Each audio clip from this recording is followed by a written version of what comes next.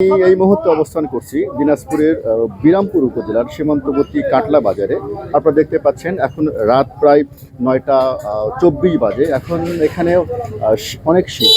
এই শীতের মধ্যে মানুষের এখনো আনাগোনা চলছে, বিশেষ করে সীমান্ত এলাকাতে এই শীতের মধ্যেও আনাগোনা চলে। কারণ এই সীমান্ত এলাকার মানুষ, বিশেষ করে গ্রামের অঞ্চলের মানুষ, এই মানুষগুলো এখানে তারা সারাদিনে কাজ শেষ করে সন্ধ্যাবেলা এই বাজারে আসে। তো এই বাজারে তারা শীতকে উপেক্ষা করেও আসে।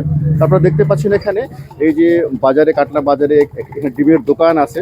আমার এই দোকানদার ভাই এই যে যারা কাস্টমার আসছে, এই কাস্টমার জন্য ডিম ভাজি বা সেদ্ধ ডিম বিক্রি করতেছে। তো তারা এটা তৈরি করতেছে। আর বিশেষ করে শীতের সময় এই যে শীতের পোশাক পরে আছে, মাফলার গায়ে দিয়ে আছে। একটু বলবেন যে আপনার এখন শীত কেমন লাগছে? শীত লাগছে। আচ্ছা, এবার কথা বলবো। এখানে ডিমের দোকানদার ভাই আছেন, তো কেনা বেচা কেমন চলছে? ভালো চলছে। সারাদিনে ডিম কতটা বিক্রি হয়? গরমের সময় ডিম কেন বিক্রি হয় না? গরমের সময় ডিম মানে ডিম কম খায়, এই তো। তাহলে শীতের সময় একটু ডিম বেশি খায়। এখন এই যে রাত কয়টা পর্যন্ত ডিমের দোকান চলে? 10-11টা চলে। দর্শক আপনারা শুনতে পারেন এই যে সীমান্তের বাজারে রাত 10টা বা 11টা পর্যন্ত এলাকার মানুষজন এখানে আনাগোনা থাকে। তারা কেনা বেচা করে। বা এই যে বললাম যে ডিমের দোকানের সামনে আসছে, এখানে একজন আমাদের দাদাকে পাইছে। দাদা, খুব শীত নাকি? খুব ঠান্ডা তো সব বুক কাশি সব কাশি। আচ্ছা, কোথায় গেছিলেন? দোকান থেকে যাচ্ছি। দোকান থেকে যাচ্ছেন, বাড়ি যাবেন। আপনাকে দেখে তো মনে হচ্ছে শীত পড়ছে, তাই না? তো এই যে শীত পড়ছে, যে শীতের উদ্দেশ্যে মানুষকে কি বলবেন? ঠান্ডা সবসময় গরম জিনিস যান গায়ে থাকে। ও আচ্ছা, ঠান্ডা তো না লাগে। ঠান্ডা লাগে তাহলে বুক কফ কাশি অনেক কিছু সমস্যা দেখা, ভারী পোশাক জন্য পড়ে, তাই না? তাতে করে মানুষের এই শীতকালীন যে আপনার মানে অসুখ বিসুখ আছে না হয়, তাই না? তো দর্শক, আমরা খেয়াল করছি যে এই যে বাজারে দেখেন এখন অনেক মানুষ আছে, বিশেষ করে এই যে শীতের মধ্যেও তারা সবাই বাজারে আছে। তো আমরা এখন আরো সামনে যাব, দেখতেছি একটু একটু এদিকে দেখান। এই যে শীতের মধ্যেও শীতের বাজারেও এখানে সবজির বাজার চলছে। দেখেন সবজির বাজারে এখানে অনেক মানুষের আনাগোনা। তারা এখনো সবজি কেনাকাটা করতেছে।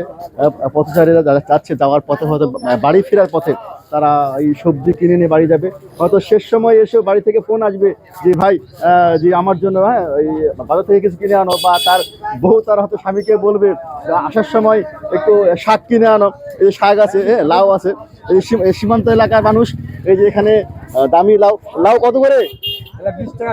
এই যে দর্শক, এখানে দেখা যাচ্ছে 20 টাকা দিয়ে অনেক বড় লাউ পাওয়া যাচ্ছে। এটা কাটলা বাজারের লাউ। এখানে সবজি আসে, সে অনেক দূর থেকে আসছে। কোথেকে আসছেন? শ্যামনগর থেকে আসছি ভাই। শ্যামনগর থেকে আসছেন। এখন রাত প্রায় 9:30 বাজে, শ্যামনগর থেকে কিনতে আসছেন। এখন রান্না হবে ভাই, তারপর খাবো। তার মানে এই সন্ধ্যাবেলা বা রাতের বেলা বউ ফোন করে বলছে যে শাক কিনে আনো। এই যে দর্শক, আপনারা দেখতে পাচ্ছেন যে রাতের বেলা বউ বলছে শাক আনতে হবে, এই জন্য সে আসছে। তো শাক কি রেগুলার কিনেন? শাক রেগুলার কিনি না ভাই।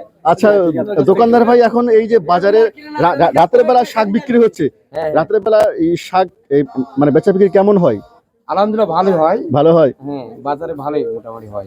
আচ্ছা, দর্শক আপনারা দেখতে পাচ্ছেন এদিকে একটু ক্যামেরা এদিকে দেখান। এই যে এখানে অনেক মানুষজন আছে, বিশেষ করে সীমান্ত এলাকার মানুষজন। আমাদের বৈশিষ্ট্য হচ্ছে তারা সারাদিনের কাজ শেষ করে, বিশেষ করে সন্ধ্যাবেলা অনেকে বাজারে আসে।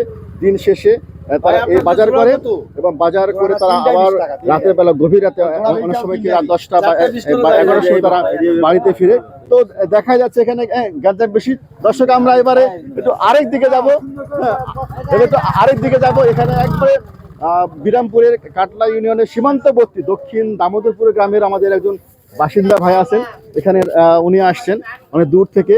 তো ভাই, কেমন আছেন? ভালো, আলহামদুলিল্লাহ ভালো। এই যে আপনার বাড়ি তো মনে হয় একবার সীমান্ত ঘেঁষে না, ইন্ডিয়া ঘেঁষে মানুষ। তো কোথায় গেছিলেন? এখানে বাজার করতে আসছিলাম। আচ্ছা, এই যে অনেকগুলো ভারী পোশাক পরছে, খুব শীত বেশি নাকি? একটু ঠান্ডা। গাড়ি চালান, তাই না? কোথায় গেছিলেন? গেছিলাম আমি ওই ডাঙ্গাপাড়াতে গেছে। এখন তো বাড়ি যাবেন, তাই না? বাড়ি যাওয়ার পথে কেনাকাটা করবেন না? একটু শাকসবজি। এই যে আমাদের এই ভাইও শাকসবজি কিনে বাড়ি যাবে। দর্শক, এই ছিল আজকের এই কাটলা বাজারের শীতকালীন আপডেট। তো সবাই অসংখ্য ভালো থাকবেন, নিরাপদ থাকবেন। আর যারা বাড়িতে ছোট বাচ্চা বা ছেলেমেয়েরা আছে, ভারী পোশাক পরাবেন যেন শীত না লাগে, এবং যে শীতকালীন যে অসুখ বিসুখ আছে এখান থেকে যেন সবাই নিরাপদ থাকে। তো সবাই ভালো থাকবেন, আল্লাহ হাফেজ।